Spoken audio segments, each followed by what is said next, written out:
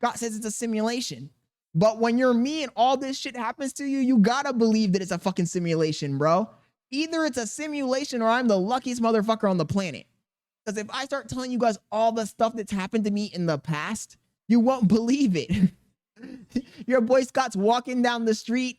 He finds a bag full of fucking money. Oh shit, $100,000. Come on, dude. It's raindrops keep falling on my head. But that doesn't mean your boy's the most lucky motherfucker in the world, chat.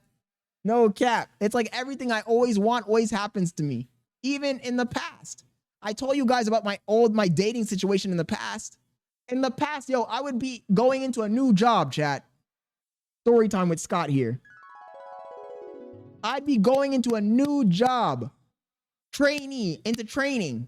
Walking through the office with the people that are in training, and I'd see a girl sitting down that was bad, and I'd be like, oh shit, that girl's bad.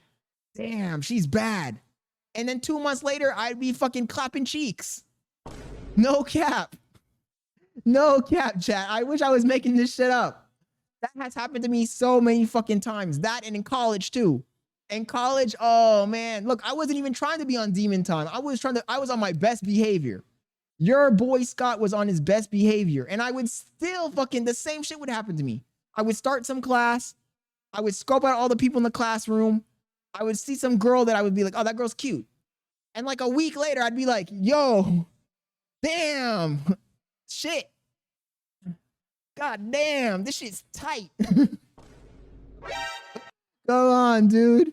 You guys have no idea how many times that shit happened to me, chat. I remember one time leaving some random girl from one of my classes apartment in the middle of the night, like at 2 a.m. I was driving home with no shirt, just laughing. Literally just driving down the road like if the cops had pulled me over, they would have been like, what the fuck is wrong with this guy? Is he high on PCP? I was just laughing like a fucking maniac. Laughing like a maniac. You guys have no idea. That's why I said this shit must be a simulation, because do I have that much aura? Seriously. Do I have that much aura? Every shot is a hit. Every shot is a fucking hit. And like I said, I'm chopped. When I see myself in the mirror and shit, I always think, yo, I am chopped. How am I even doing this shit? How is a chopped nigga like me doing this shit, chat? How am I doing it? I'm talking about every shot, Kunai. No misses. Like a fucking sniper. Bah, headshot. Bah, headshot. Bah, headshot. God damn. That's not normal, bro. And the worst part is, look, right now I think I'm chopped. Back then, oh, dude, back then I was super chopped and broke too. Mama! Super chopped and broke too. Driving around in a beat up Mitsubishi Eclipse from like 1998. Broke as hell, working at a call center, making basically minimum wage. And I was still picking up baddies, bro. That's why I said it doesn't matter what you look like. Niggas just don't have confidence, bro. There's no, yeah, and emo. But maybe being emo was an advantage. And I wasn't emo, I was goth, by the way. Just for the record, I was a metalhead. I wasn't no fucking emo. I was a metalhead. But maybe it did have an advantage, because I think that under the age of 25, if you're in some sort of stupid subculture, it is kind of easier for you to stand out. Like, I stopped being a metalhead when I was around 23. And from the ages of like 18 to 23, being a metalhead and dressing like a fucking idiot did attract a lot of fucking weird ass girls. He said bedazzled belt. And then, you know, your boy Scott has always been a little quirky. I dress, you know, I like to dress flashy.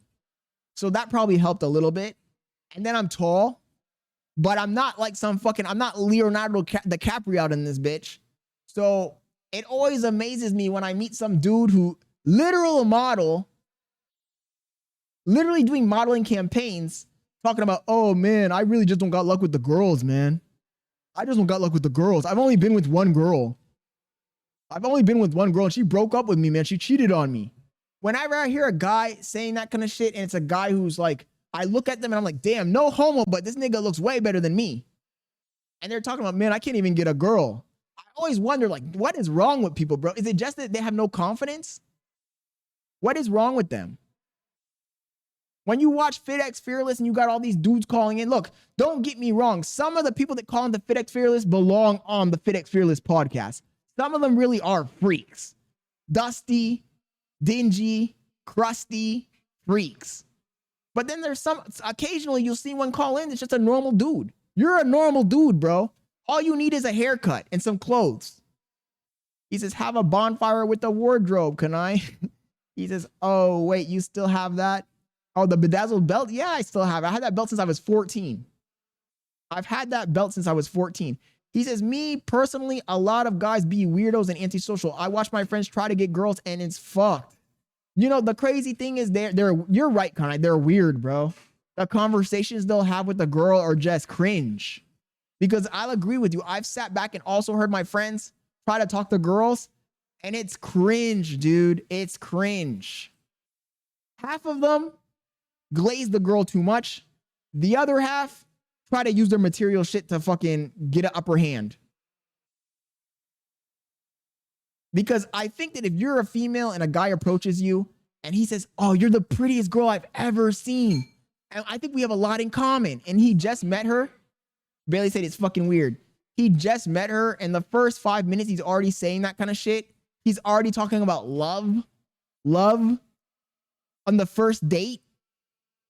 Like, I feel like that kind of shit scares the bitches away, bro. And a lot of these guys, they be on that weird shit.